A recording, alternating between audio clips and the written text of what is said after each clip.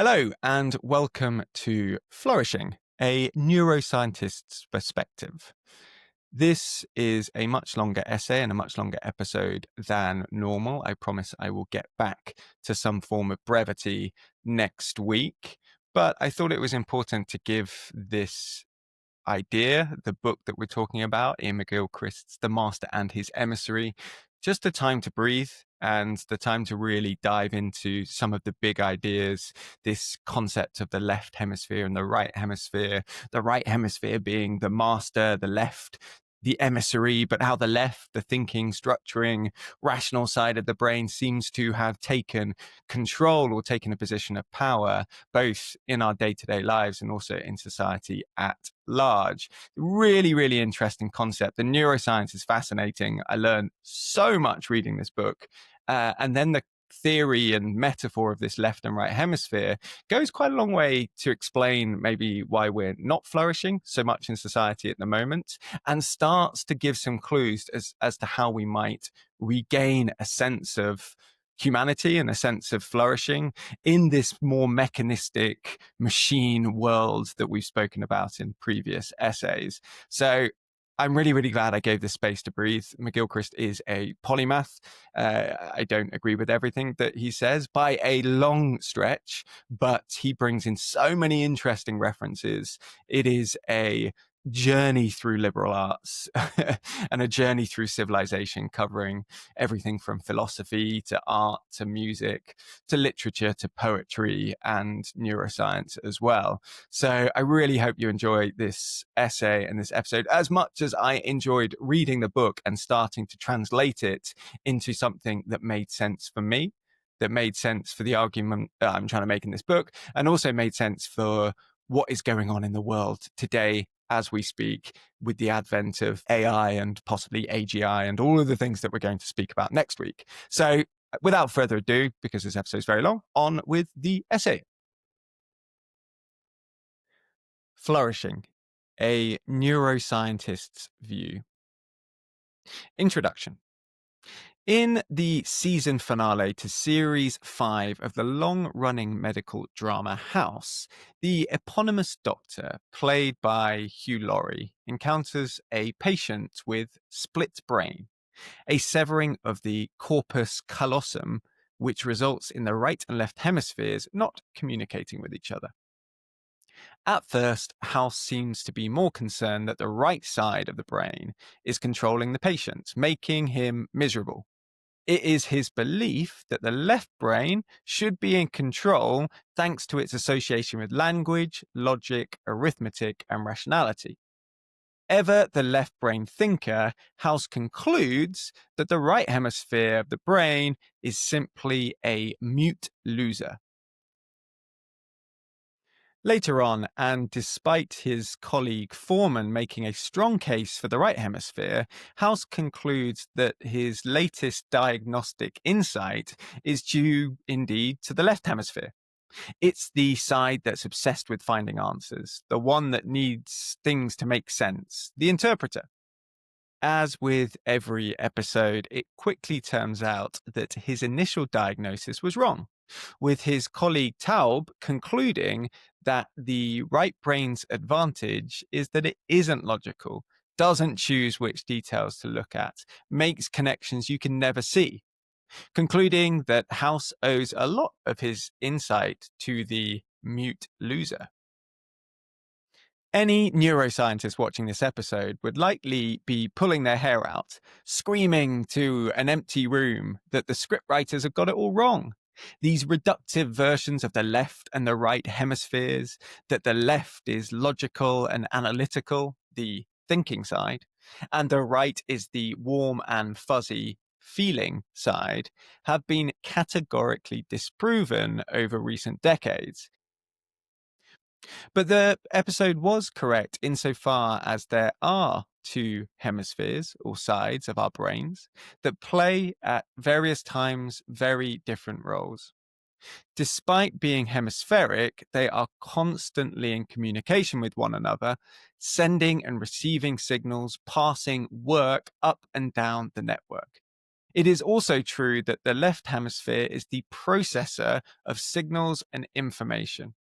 At home in a quiet room with no distractions, the left hemisphere is busy categorizing, structuring, synthesizing, happily working through its large to-do list, satisfied only when the desk has been cleared.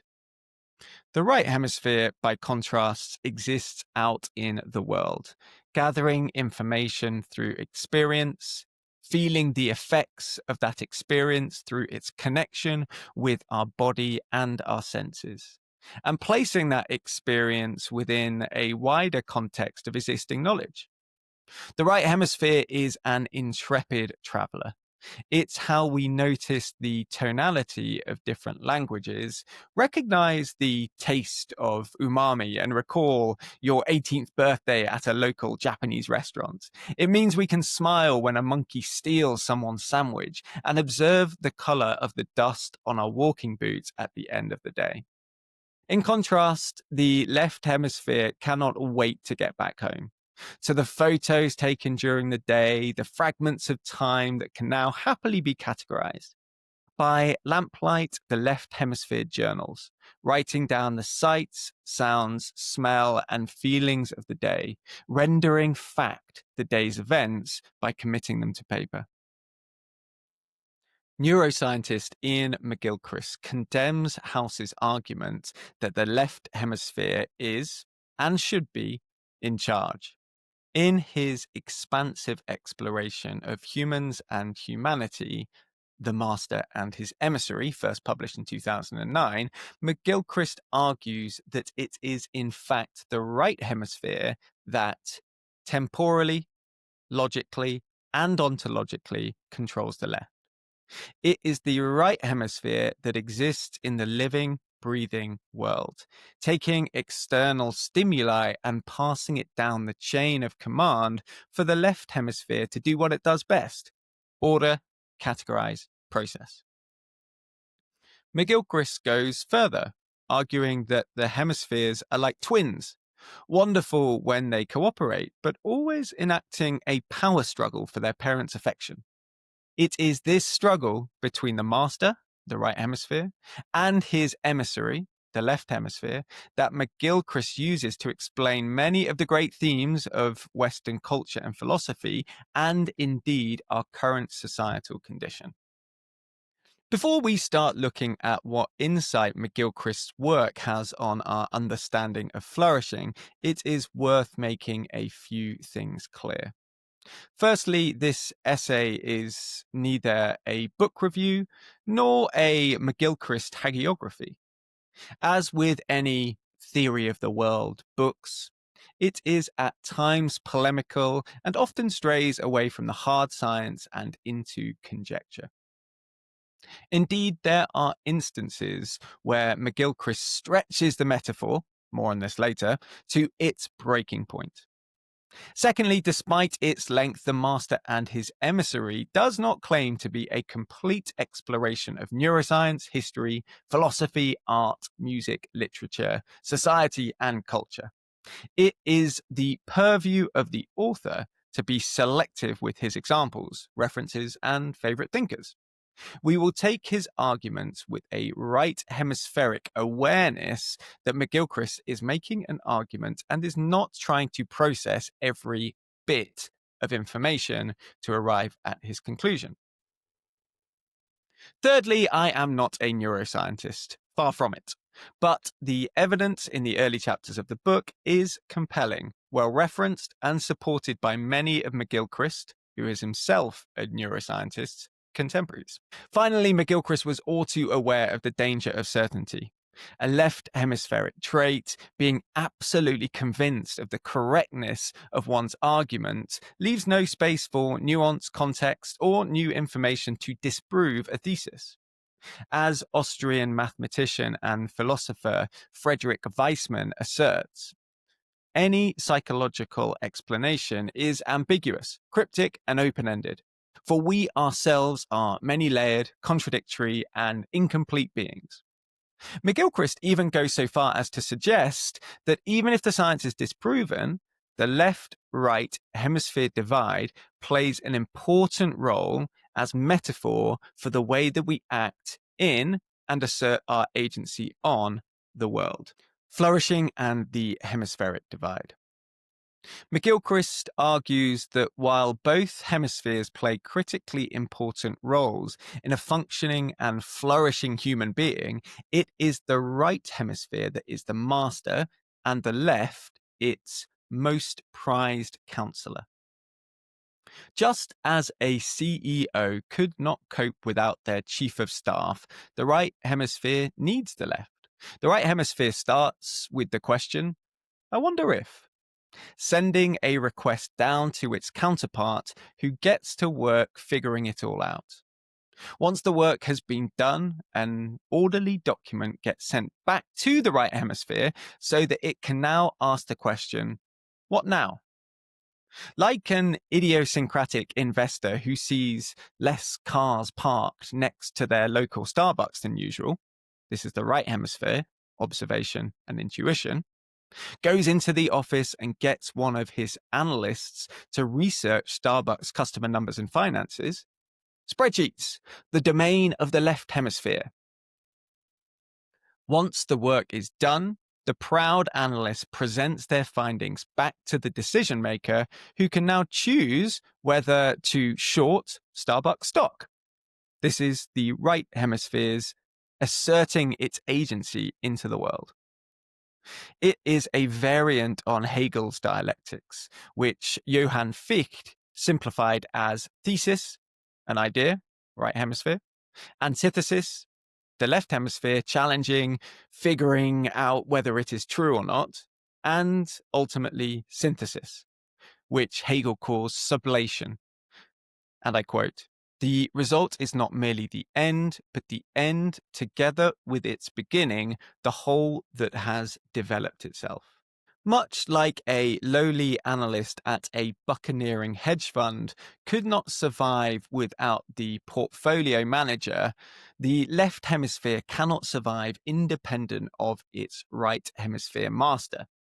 To McGilchrist, the right hemisphere is alive, out there in the world, touching, feeling, sensing, and observing.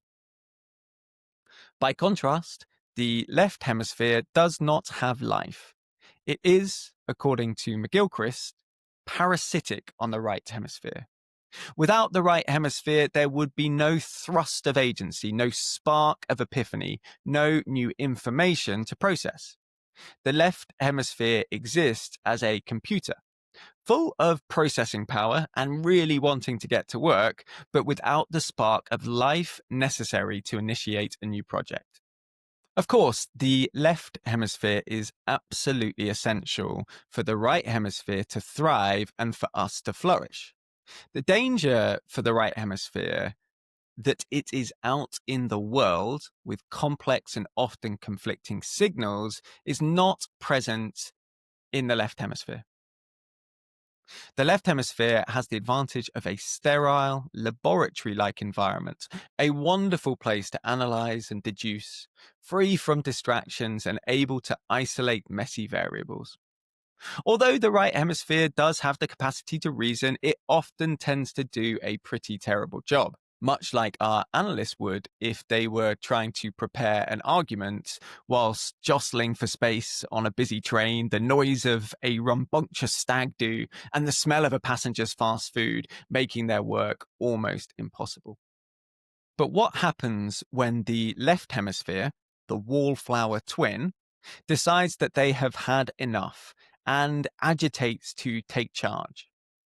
Although McGilchrist argues that the natural course of things is for the right hemisphere, which is more distinctive of the human condition, to be the master, there has been a pitched battle waged by the left hemisphere to reverse roles, with left hemisphere chauvinism, best exemplified by the know-it-all house, becoming the master.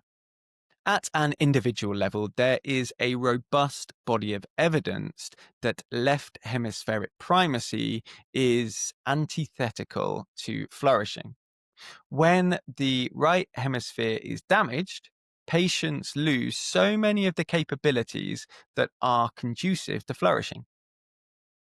Patients find it difficult to understand context and therefore have problems with pragmatics and with appreciating the discourse elements of communication.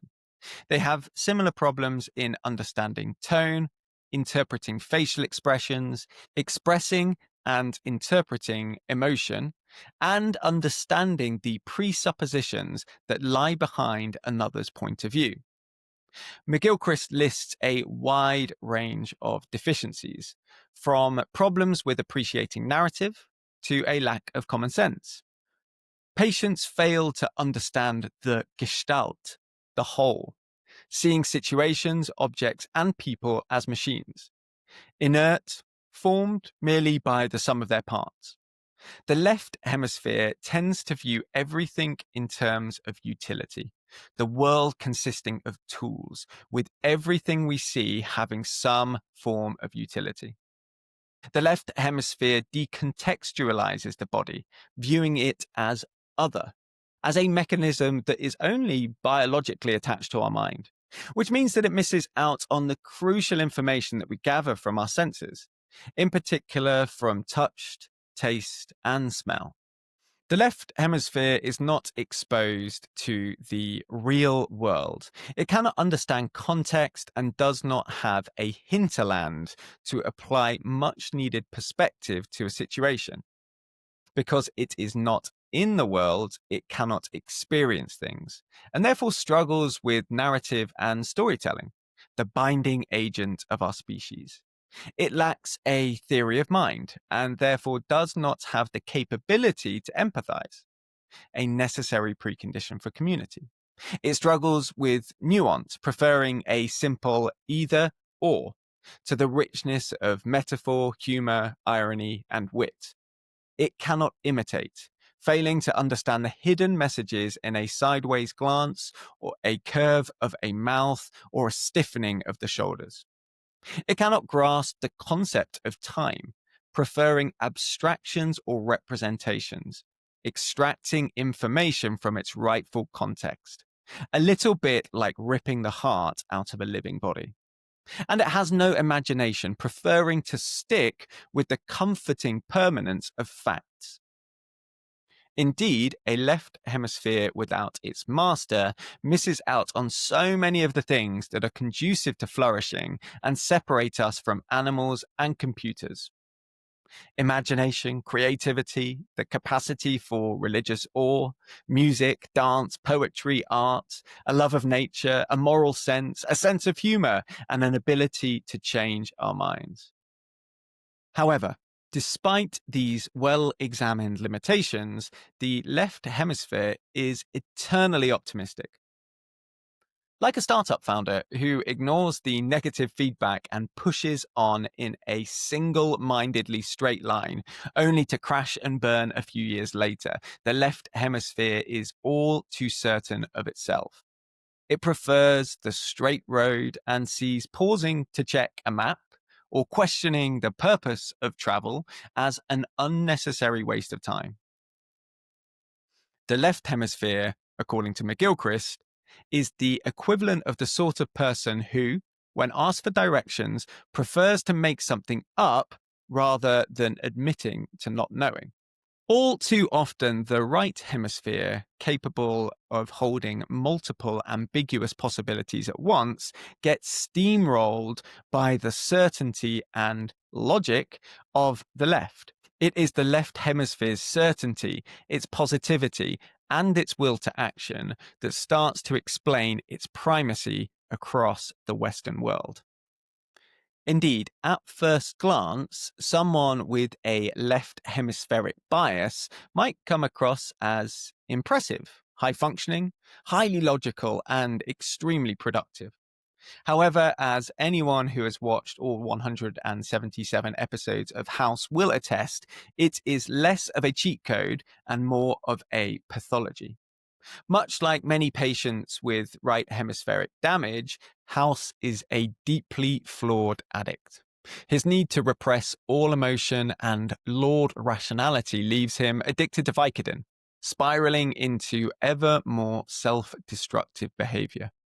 He lacks what McGilchrist would call an off switch, a function ably performed by the negative feedback of the right hemisphere. The neuroscience supports this.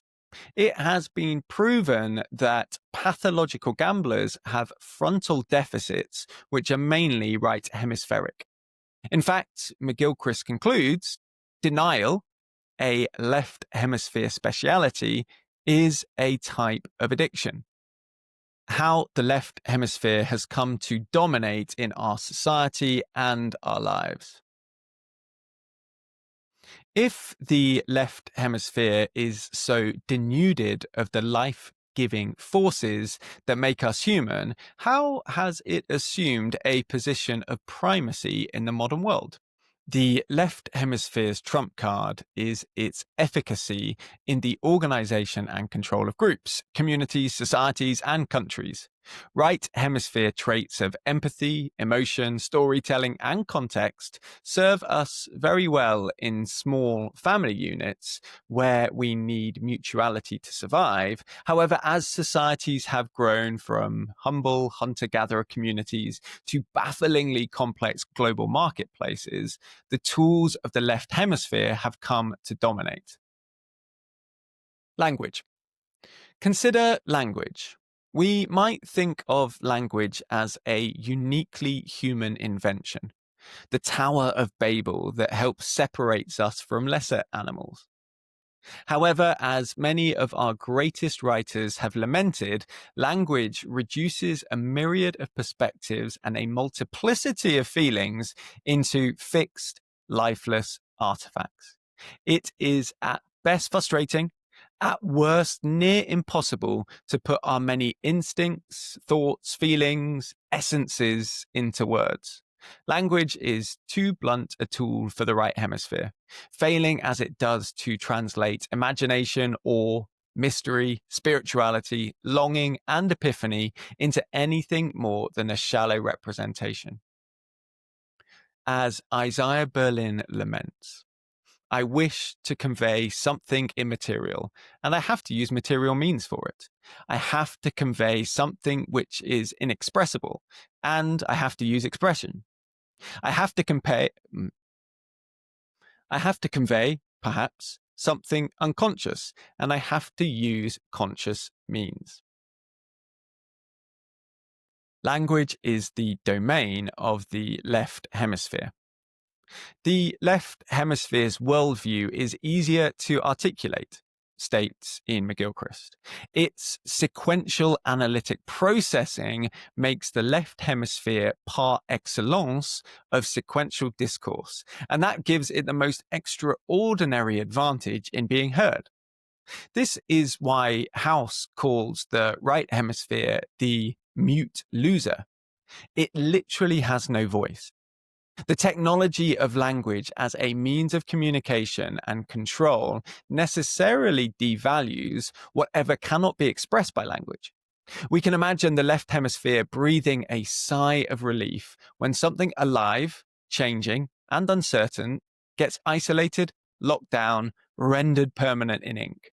It is the lepidopterist pinning a rare butterfly to the wall, or the big game hunter admiring the array of antlers displayed above the fire in his woodland ranch. Language and numbers are the domain of the left hemisphere and together form the vital technologies for bureaucracy and control. As Claude Agege states, writing is an instrument of power. It enables the sending of orders to far-off fiefdoms and can determine which laws will prevail, while statistics can be used, manipulated, and co-opted as evidence for control. As Mark Twain writes, there are three kinds of lies: lies, damned lies, and statistics, turning an individual tragedy into a collective spreadsheet. These systems of communication enabled the formal study of philosophy with its abstractions and logical proofs. They scaffolded the scientific revolution, placing the rightness of the scientific method with its proofs and empiricism above folklore, spirituality, and instinct. They provided the toolkit for economists, those dismal scientists who use words and numbers to shoehorn human behavior into rules and laws, reducing the breadth of human experience to a mere marginal utility calculation. They enable politicians, presidents, and dictators to control the airwaves, condensing nuance into campaign slogans and assumed truths. Language is symbolic of the left hemisphere's desire for explicitness. At home in the world of the binary either or, the left hemisphere can use the explicit static power of language to split us into neat tribes. You are either for us or against us, could be the slogan of the left hemisphere.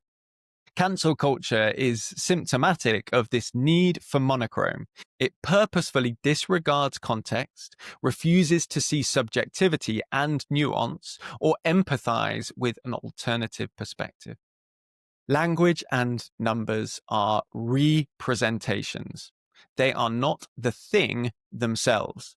These left hemisphere tools serve to disintermediate us from our lived experience.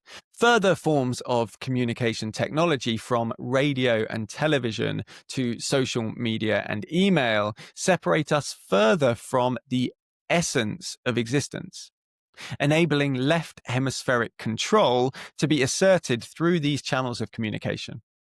Even telephone conversations, today deemed far more human than mere text exchanges, strip out so much of the depth and humanity from the exchange.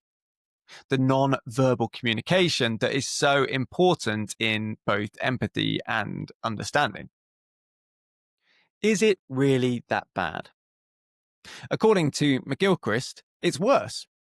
Not only has the left hemisphere, useful but subservient, taken control and become the master, it is in fact in the process of cementing its place as master by distorting the very elements that make the right hemisphere the rightful domain of the human. McGilchrist argues that so many of the things that make us human, the natural world, cultural tradition, the body, religion, and art, have been so conceptualized, devitalized, and deconstructed that we now live in a world of abstraction, a world where the real has been reconstituted and all its nourishment removed, only to be satisfyingly, for the left hemisphere, parceled up, categorized, and commodified. Life becomes, in the words of Marxist theorist Guy Debord, an immense accumulation of spectacles, static images replacing activities, which in turn become ripe for consumption and commoditization. Everything from our ancient wetlands to our deepest thoughts and feelings become fair game for commoditization. Our greatest art and our best music can all be neatly packaged, securitized, and sold to the highest bidder. Worse still, our right hemisphere thrives off interaction, being in places, meeting people, and doing things. It enjoys being out there, crunching fallen leaves, having a long overdue catch up with an old friend, bumping into strangers, and striking up conversations. The left hemisphere's killer move, and we should be mindful again here that we have moved from hard neuroscience and into theory and metaphor, is the co-opting of this experiential lifeblood of the right hemisphere. If everything we experience and interact with is the product of a left hemisphere world, communication technology, productivity tools, reconstituted fast entertainment, and mind-numbing social media, then what hope is there? We can see this inversion happening before our very eyes. Music, film, and art, once the domains of the right hemisphere, with their freedom from the constraints of utility maximization, have stepped in line, marching to the beat of the left hemisphere's reductive algorithms. Now, music is created to appeal to streaming platform algorithms. Short, punchy, instantly gratifying. Netflix has allegedly started encouraging filmmakers to tailor their works towards consumers who are staring at their phones, making sure that the character announces what they are doing. So viewers using small screen smartphones can now more easily follow along. In the art world, it is exemplified by the salacious scandal of Inigo Philbrick, wunderkind art dealer, who made millions of dollars selling the same painting and sometimes fractional ownership of a painting multiple times, safe in the knowledge that art, for many, is merely a commodity that can be left to rise in value whilst locked away for safekeeping. These recommendation algorithms, extraordinary feats of personality categorization, have resulted in a further withdrawing into the comfort of what we know. We spend more time by ourselves staring at screens which feed us left hemisphere induced hits of dopamine with just enough novelty to keep scrolling. As we withdraw further into ourselves and our very online domains, we get further away from the type of experience which gives the right hemisphere life. Social media, endless scroll, variable rewards, push notifications, likes, hearts, gamification, pull to refresh, social proof metrics, red, urgent, notification badges, multi-app integrations, personalized recommendations. These brain children of a left hemisphere on overdrive sap the vitality of the right hemisphere. Our attention spans are rapidly diminishing. Even English undergraduates struggle to read a whole book. Always on digital first classrooms are contributing to lowering academic attainment across the world. Perhaps most devastatingly, these addictive technologies are catastrophically worsening the mental health of children and teenagers, the very age which needs the right hemisphere skills the most. The right hemisphere traits of emotion, sensing, empathy, imagination, and imitation cannot be left to rust. If we retreat into an isolated existence and stop experiencing the real world, we quickly become devitalized, which leads to boredom, and boredom, in turn, to sensationalism. What hope is there of flourishing? To flourish is to reinstate the right hemisphere to its rightful position of master and ensure that the left hemisphere sticks to its important but subservient function. It's happened before. In the second part of The Master and His Emissary, McGilchrist takes us on a journey through the history of philosophy, art, and civilization, charting those eras where the left hemisphere rose to primacy and were followed by right hemispheric countermovements. McGilchrist cites the Renaissance as a period of right hemispheric flourishing, noting that power and money were, for a brief moment in history, deemed to be secondary to the myth and magic of the artist and the artisan. It was said that artists such as Leonardo, Michelangelo, and Holbein were deferred to, or at least treated as equal, by their noble or royal patrons, with Charles V himself said to have stooped to pick up Titian's paintbrush for him. In this era of discovery, depth, and nuance, we find the unique genius of Shakespeare, whose web of life is of a mingled yarn, good and ill together, and a desire through art and culture to bring something new into the world. Or, as A.N. Whitehead asserts, the permanent realization of values extending beyond their former self. What made the Renaissance so remarkable was the coming together of the left and right hemispheres in a Cambrian explosion of creativity and innovation.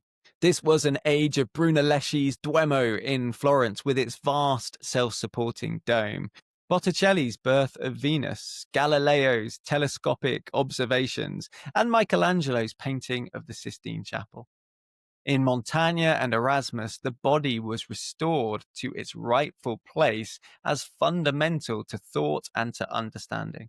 Dante and Petrarch reminded us to love nature for its own sake. It is no wonder that we now use the archetype of the Renaissance man to describe polymaths who are equally at ease with theoretical physics and create works of romantic poetry.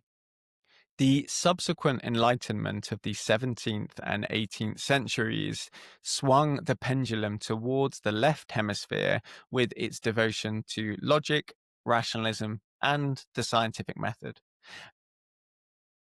As its name suggests, the Enlightenment was an era of excess positivity, where negativity and melancholy were all but outlawed. For example, for 150 years, Shakespeare's King Lear was performed with a happy ending. It was an era of an unfettered belief in progress and the hubris that led Isaiah Berlin to state the three propositions upon which the whole Western tradition rested, namely that all genuine questions can be answered, that if a question cannot be answered, it is not a question, that all answers are knowable, that they can be discovered by means which can be learnt and taught to other persons, and that all answers must be compatible with one another. Not to put too fine a point on it, but it was also an era that resulted in the French Revolution and Robespierre's reign of terror. This extreme swing to the left hemisphere was countered by the Romantics, who restored beauty and the mystery of the divine and sublime to their rightful place above the utility of the scientific method. Through their grand tours of southern Europe, the Romantics reveled in the art, beauty, and tragedy of the ancients. It is no coincidence that Gothic writers, with their psychological and real monsters, winding towers, and fainting heroines, proliferated at this time. The Gothic is the right hemisphere having its say, obsessing over the dark corners and looming shadows, the gloaming and the dusk that the Enlightenment tried so hard to banish. This was an era of metaphor and melancholy, nuance and what McGilchrist calls betweenness. This was an era of depth and perspective, reveling in our right hemisphere's subjectivity, as exemplified in the art of Turner and Claude Lorraine. Once more, the body was brought in from the abstracted cold, with Goethe stating that my perception itself is a thinking, and my thinking a perception. Man knows himself only to the extent that he knows the world. He becomes aware of himself only within the world and aware of the world within himself. Every new object clearly seen opens up a new organ of perception in us. History, like progress, is not linear. In fact, it often swings like a pendulum. If McGilchrist's use of the left and right hemispheres' battle for supremacy serves as a useful metaphor for broad cultural movements in Western history, it is possible that the pendulum will once again swing away from our current left hemispheric primacy towards a left and right hemispheric harmony. Beyond utility. The problem with left hemisphere primacy is that it tends to devitalize us. A world of systems and processes, optimizations, and algorithms is one stripped of the color, depth, and nuance that makes life enjoyable and rewarding. A cultural obsession with scientific progress, according to Wittgenstein, leaves us with the distinct impression that everything has been accounted for. They give us the illusion of explaining a world that we might do better to wonder at. All of this has made us profoundly bored. But fortunately, we have not lost the right hemispheric ability to wonder, question, and play devil's advocate. Therefore, when we are bored, when there is empty space to fill, we might start to explore the things of life that might interest, stimulate, and revitalize us. And it might just be that a left hemisphere society in overdrive has sown the seeds of its own downfall. We are increasingly conscious of the addictive nature of social media and wary of the slop that seems to be encroaching on our online lives. We are starting to lose trust in the authenticity of the words, images, and videos that confront us on a daily basis. This state of uncertainty and unfulfillment might eventually push us away from the very online world we spend increasing amounts of time in. The loss of trust in the benevolence of algorithms will move us back to the earthy reality of the here and now. We will once again start to trust our experiences, rely upon intuition, and find peace in what we can touch, see, smell, and hear. Ultimately, we need to realize that utility can only get us so far, helping us to cover the minimum requirements for a healthy life. Beyond these minimum requirements, we will start to acknowledge the opportunity cost of time spent being useful as opposed to the wonderfully pointless pursuits that help us to flourish. Utility will once more become a means to achieving the ends of human flourishing, much like the social pyramid during Japan's Edo period, which placed the merchants and the bankers at the very bottom, beneath the artisans and the peasants. Why? Because their work created nothing of value. The right hemisphere is more fun. There is something gloriously illicit in taking a pause from our left hemisphere and indulging, briefly, in the right hemisphere's world. Like a child bunking off school and wasting the day with his friends, to do nothing in particular bar enjoying the simple fact of his existence in the world. Of course, the child should be in the classroom, learning, becoming more useful. But every time he looks at the words in his textbook, row upon row of ordered knowledge, he dreams of cycling through his neighborhood and meeting some friends, laughing about nothing and everything, throwing stones a little too close to the ducks. Some of the time, it feels good to be in the classroom. The orderliness of the desks, neatly facing the teacher, whose writing covers the whiteboard in many things not yet known. But when the bell goes, the real stuff of life can begin. As adults, we have been conditioned to be ever more productive, cramming in work, fitness, romance, parenting, intellectual fulfillment, a slave to the illusion that we can do it all. We read for utility, not for joy. We make sure to get our steps in without ever looking up in wonder at the height of the pine trees in our local wood. We enroll in evening courses and postgraduate degrees, not for the joy of learning, but to become a more valuable contributor to the economy. All of this might be useful and give us a fleeting sense of achievement, but where's the fun? The right hemisphere, with its vitality and its life, is the hemisphere of fun. The right hemisphere looks out into the world seeking experiences and adventures. It allows our imagination to run away with itself, dreaming of alternate lives we could lead and worlds we could inhabit. It pauses, taking joy from the smell of freshly made cookies or frying bacon. It delights in touch, both erotic and platonic. It has a wicked sense of humor, chuckling at life's ironies and idiosyncrasies.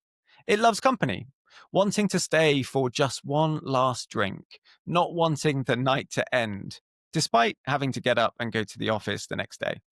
It is open to inspiration and epiphany. It gets carried away by myth and legend and is free from the dreary rightness of scientific proof. In our left hemisphere dominated society, wasting time is countercultural. Going offline feels illicit but energizing. Our society is starting to realize that fun is rarely found in a spreadsheet or on a social media feed. Fun is firmly the domain of the right hemisphere and is a vital, life-enhancing ingredient in human flourishing. Conclusion. We flourish when the right and left hemispheres of our brain work in harmony, playing the roles that are best suited to their unique capabilities. When we begin to give more credence to one hemisphere over another, an imbalance arises which severely limits our ability to flourish. As McGilchrist convincingly argues, the traits of the left hemisphere, its certainty, division, familiarity, literalness, explicitness, and linearity, have risen to a position of power and influence on both an individual and societal level. The championing of these left hemisphere traits and the neglect of the right hemisphere has resulted in a devitalization, a stripping away of so many of the constituents of flourishing. Before we finish, we must once again be mindful of the attractiveness of a neat theory of everything explanation, and must also remind ourselves that although the divide is proven at a neurological level, to use this divide as an explanation for cultural and societal trends is to move from the realm of fact to metaphor, although that doesn't diminish its usefulness. Furthermore, we should be wary of a kind of lazy nostalgia, a misty-eyed reverence for a simpler, better time. Collaboration of the left and right hemispheres has brought us Degas and diabetes medicine, Mahler and malaria vaccinations. We live in a world of never-before-seen health, prosperity, and opportunity, which has been driven in part by the left hemisphere's genius for analyzing, ordering, and progressing. But as a society, we have gone too far, lionizing the attributes of the left hemisphere whilst explicitly diminishing the soft elements of the right hemisphere. We need to promote the study of humanities, the arts, and literature with the same vigor that we champion STEM subjects. We need more cultural historians and fewer tech prophets setting the terms of the societal debate. We need to use the right hemispheric inclination to say no to the relentless march of progress, technological, economic, cultural, unless it specifically contributes to human flourishing. Finally, we must not throw our right hemispheric hands up in the air in exasperation at the inevitability of an ever more mechanized and devitalized world. If we choose to exit the stage of life to live a hair-shirted existence, hermetically sealed from what is really going on in the world, we will achieve little. Furthermore, it speaks of a left hemispheric binary. Either we are in the system or we are outside of it. Both to exist and to flourish, we must hold multiple opinions, play different roles, parent, child, brother, friend, wife, manager, with different parts of our complex being, and be at ease with the multiplicity and nuance of a full and messy life. What we need is not a wholehearted rejection of society, but a revitalization of the experience-seeking, context-deriving, path-finding, agenda-setting right hemisphere.